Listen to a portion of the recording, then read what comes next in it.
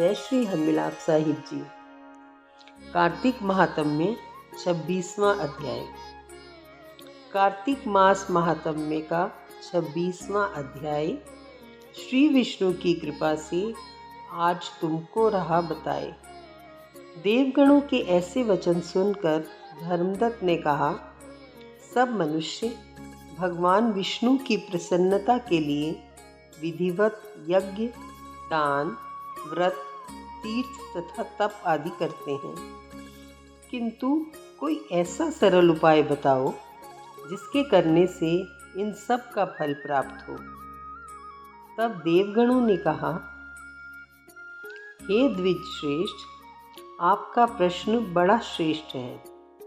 हम आपको भगवान विष्णु को शीघ्र प्रसन्न करने का उपाय बताते हैं। हम इतिहास सहित प्राचीन वृतांत सुनाते हैं, ध्यान से सुनो। प्राचीन काल में कांचीपुरी में चोल नामक चक्रवर्ती राजा राज्य करता था। उसी के नाम से उसके देश का नाम भी चोल देश ही प्रसिद्ध था। राजा चोल के राज्य में कोई भी प्राणी दरिद्री, दुखी, पापी व रोगी न था। यह सब राजा के यज्ञ करने का प्रभाव था। ताम्रवर्णी नदी के दोनों किनारों पर स्वर्ण के यज्ञ स्तंभ सुशोभित थे। हे द्विजवर, एक दिन राजा भगवान विष्णु के पास गया। भगवान उस समय शेष शैया पर योग निद्रावश सो रहे थे। राजा ने उनकी मणियों, मोतियों और स्वर्ण के दिव्य फलों फूलों द्वारा पूजा की। वह साष्टांग प्रणाम करके भगवान के चरणों के पास ही बैठ गया। थोड़ी देर के बाद राजा ने अपनी नगरी कांचीपुरी के ब्राह्मण विष्णुदास को वहां आते हुए देखा। विष्णुदास भगवान की पूजा के लिए तुलसी दल और जल लिए था। विष्णुदास ने वहां आकर भगवान को विष्णु सूक्त मंत्रों द्वारा स्नान करवाकर मंजरी तथा तुलसी दलों से उनका विधि पूर्वक पूजन किया।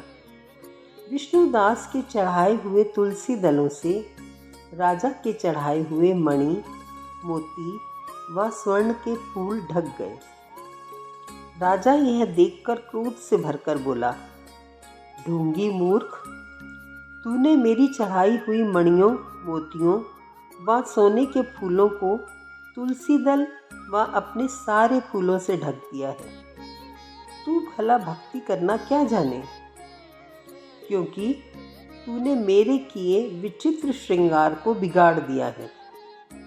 राजा की बात सुनकर विष्णुदास को भी क्रोध आया और वह राजा की गौरव को तुच्छ समझकर कहने लगा, हे राजन, तुम भक्ति करना नहीं जानते। तुमको तो अपने धन का घमंड है। बताओ कि आज से पहले तुमने भगवान के कितने व्रत किए हैं? देवगण ने कहा, ब्राह्मण के ऐसे वचन सुनकर राजा ने घमंड में हंसकर कहा, हे विप्र, भगवान की भक्ति के अभिमान से यदि तू ऐसी बात कह रहा है तो मैं पूछता हूँ, तेरे जैसे भिखमंगे ब्राह्मण में भगवान की भक्ति ही कितनी है? क्योंकि तुमने आज तक भगवान की प्रसन्नता के लिए कुछ भी नहीं किया, ना तो कोई मंदिर ही बनवाया है। तुम भला इस प्रकार की भक्ति का जैसे कि तुम कर रहे हो क्या गर्व कर सकते हो? यहाँ जितने भी ब्राह्मण बैठे हैं, मेरी बात को ध्यानपूर्वक सुने और देखें कि भगवान विष्णु के दर्शन मुझे होते हैं या कि तुझे।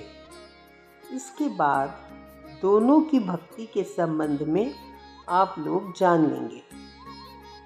देवगणों ने कहा। ऐसा कहकर राजा अपने महल में चला गया और वहां जाकर उसने अपने पुरोहित मुद्गल को आचार्य बनाकर विष्णु यज्ञ आरंभ किया। उसने उस यज्ञ में अनेक ऋषि महर्षियों को बुलाया, उनको बहुत सा अनाज और धन आदि दक्षिणा दी। उधर विष्णुदास भी अपने मंदिर में ही रहकर भगवान की प्रसन्नता के लिए व्रत करने लगा। उसने माघ तथा कार्तिक मास के व्रत किए, तुलसी के वन का पूजन किया और एकादशी को भगवान विष्णु के 12 अक्षर मंत्र का जाप किया।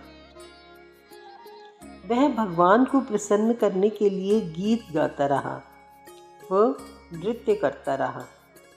वह नित्य प्रतिव्रत करता था, भूमि पर सोता, हर समय भगवान को प्रसन्न करने के लिए एकादशी के व्रत भी किए और उन व्रतों के नियमों का पालन भी किया और उद्यापन भी किया। और इस प्रकार राजा चोल और विष्णुदास द्वारा आराधना करते हुए बहुत दिन बीत गए। कार्तिक महात्म्य की जय। जय श्री हरमिलाप साहिब जी।